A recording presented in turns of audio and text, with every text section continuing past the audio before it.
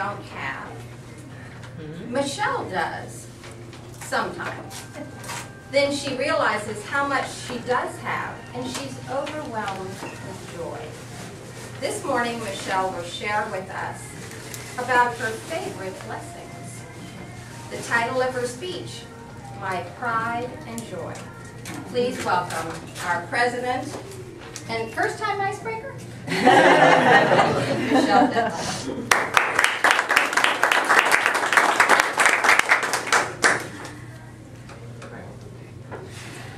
September 24th, 2002 changed my life forever.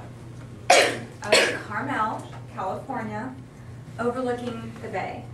The most beautiful day. Paul was there by my side, and we had a minister. And that's where we got married. Oh. Wow. It was absolutely amazing.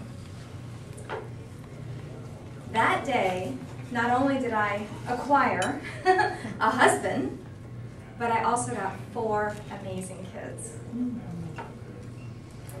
Tara, who's the oldest, she is 33, and she's such a sweetheart. She is just like her mom and dad, and I'm friends with her mom too.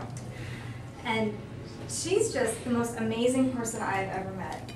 Stubborn, like me, but I know she didn't get it from me. I think she got it from her dad. Thoughtful, caring, and willing to do anything for you.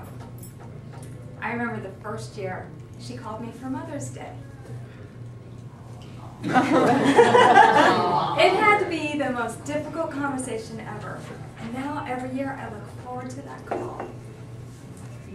This is my baby girl with her husband. She and her husband got married 3 months before we did. They met each other in the Army. He's a tank commander, or was a tank commander. She's a linguistic specialist. She spits. She spits. While speaking Arabic. That was her thing. She goes, I'm not spitting now. Wonderful sense of humor. That's my Tara.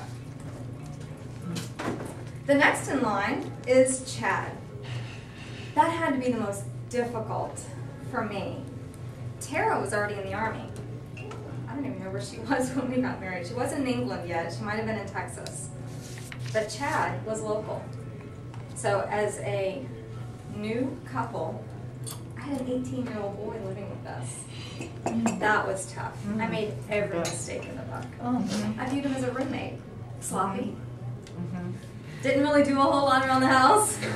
Woke up at noon. Didn't know what he wanted to do with his life. Every mistake in the book. But I am so proud of him. There was a running joke in our house.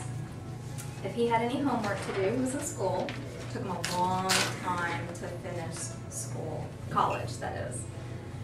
And if he needed to do any homework, I would have to set up an icon on my desktop with whatever he needed, and I had to teach him how to save it and take care of business, because he would work, until like 2 o'clock in the morning, and we were asleep, of course.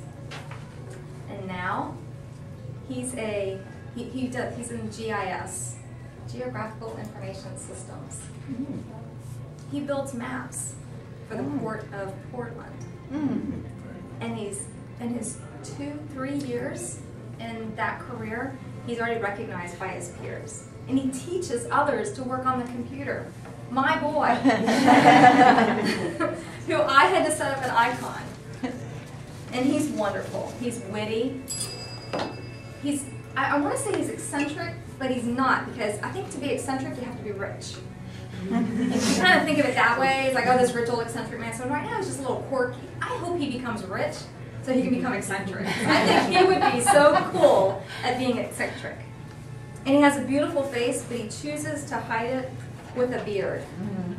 Okay. This is Chad right here. Aww.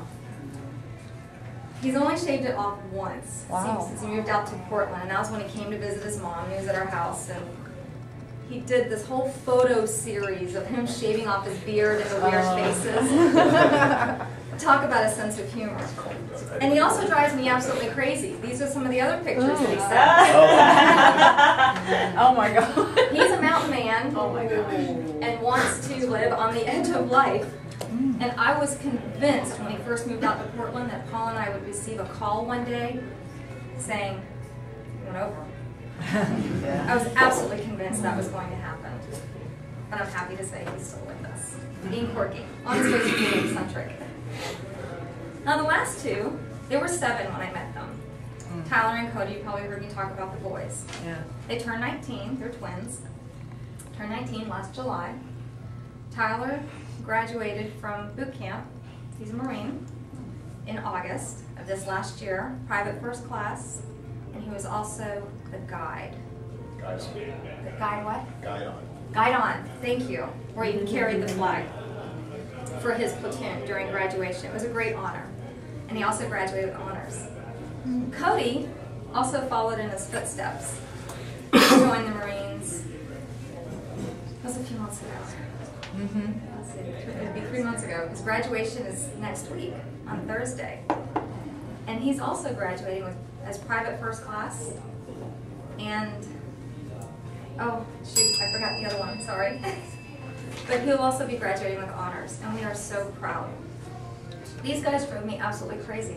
I had no idea what it took to be with any size child. Forget, the little ones, I wouldn't have a clue what to do. Luckily I met them when they were 7, so I missed all of these wonderful stages that parents like to brag about, which I don't understand. But they've turned into the most wonderful, caring young men. And we about fell out of our chairs when, this is actually their high school picture, when we saw this. Because all the pictures up until then were, "You can't make me smile." When they do the high school picture, Oh, yeah. "You're not going to make me smile." I have a feeling their mother threatened them with bodily injury. You know what? And I was okay with that. Because this is an amazing picture. They have a lot less hair now, being in the Marines. But we will see, this is Cody, this side, and this is Tyler on this side. I get to talk with them on Facebook. I get to talk to them on the phone. They share things with me that I wish that they wouldn't.